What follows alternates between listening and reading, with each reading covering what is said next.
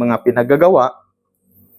Kung gumawa ka man ng hindi maganda sa ating kapwa, babalik po yan sa iyo. Pangit naman. So, alright mga kamix, panibagong vlog na naman tayo. So, welcome to my YouTube channel. Ayan, vlog natin ulit si Karaoke Sound Mixer.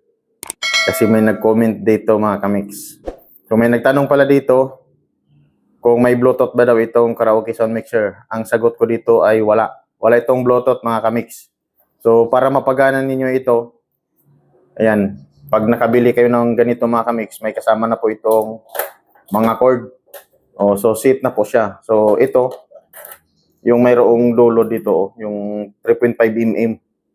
Para to sa music, source of music yan. At ito yung para sa amplifier. Tapos, mayroon pang nag-comment dito mga kamix. Kaya, ginawan ko ulit ito ng video para ma-explain ko. Kasi medyo nagandahan ako sa comment niya. So, babasahin natin ano. Ang sabi dito ni Ernesto Padecer Jr. Ayan, shout out sa iyo, no? Ernesto Padecer Jr. Sabi niya dito sa comment niya, paalala lang, meron ako niyan. Gamit ko sa video okay machine. Masyadong ma-feedback yan. Huwag kayo magpabudol, sayang lang pira nyo. Ayun ang sabi ni Ernesto Padecer Jr. So, depende po yan mga kamix kung paano mo siya timplahin. Kung hindi ka marunong magtimpla nito, ay magpipeedback yan kapag lalo na pag ang microphone mo ay nakapull ang volume, no? Pag nakapull ang volume mga kamix, ay malamang sa malamang, magpipeedback po yan.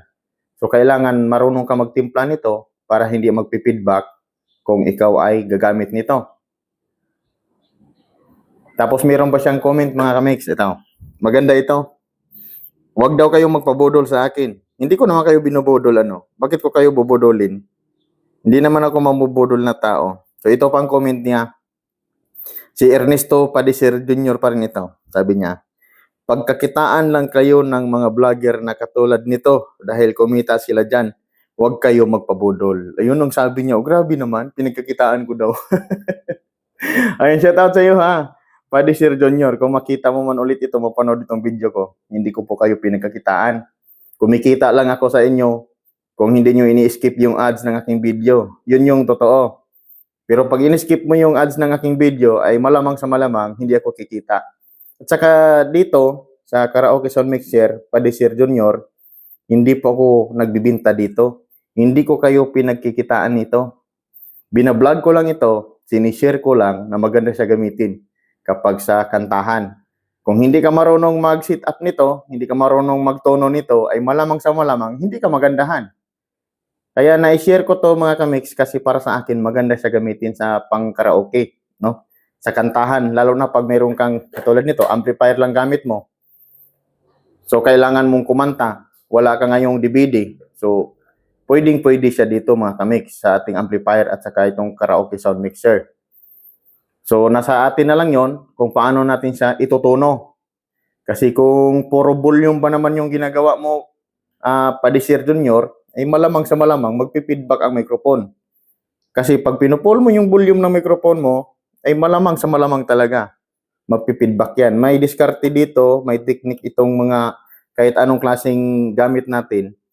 Kapag hindi ka marunong magtono, hindi ka marunong nito, ay malamang sa malamang, magpipeedback po talaga. Kaya ginawan ko siya ng video kasi naaliw ako sa comment ni Ernesto Padecer Jr. So shout out sa iyo, kaibigan. Salamat sa panonood mo. Kahit ganun man yung comment mo, masaya pa rin ako kasi pinanood mo yung video ko. So malaking tulong na po yan.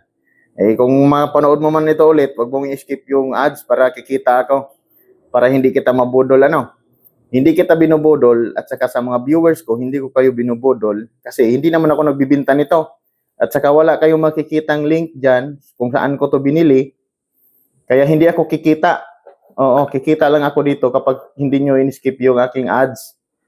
So, yun po yung totoo. Para malinawan po yung ating mga viewers. Baka akala nila kumikita ako dito sa Karaoke Sound Mixer. Hindi po. Wala po akong kita dito. In-upload ko lang siya, sinishare ko lang siya.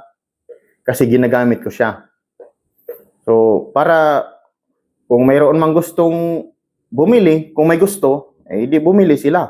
Hindi ko naman kayo pinipilit na, bilhin nyo ito para kikita ako. Hindi po ganun. Mahirap po mangbudol ng kapwa-tao, no? Kasi babalik po sa atin yung ating mga pinagagawa. Kung gumawa ka man ng hindi maganda sa ating kapwa, babalik po yan sa iyo. Pangit naman. So, ang akin lang magkaroon kayo ng idea, kung mayroon kayong DVD player, tapos gusto nyong kumanta, pag gumanda ang boses ninyo, di bumili na kayo nito. Pero pag ayaw nyo naman bumili, di nasa inyo din yan. Kung gusto nyo lang dito gamitin sa ating amplifier, kasi may yung amplifier natin, meron din naman itong microphone input. May microphone input naman itong ating amplifier. So, iba din itong tunog niya mga kamix. No? So, ayun lang. At saka ito, isa pa, wala itong Bluetooth. Wala itong Bluetooth, itong karaoke sound mixer. Baka may magtanong pa dyan kung may Bluetooth ba ito. So, wala po. Pag nakabili kayo nito sa online, kasi sa online ko lang naman ito binibili, kasama na po yung kanyang mga chords. Yan. Ito. Kasama na yan. Source of music, itong chord na yan. At ito naman yung para sa amplifier. So, para magpapower tong ating karaoke sound mixer, isaksak nyo to sa inyong kuryente. So, shout out sa lahat ng aking mga viewers.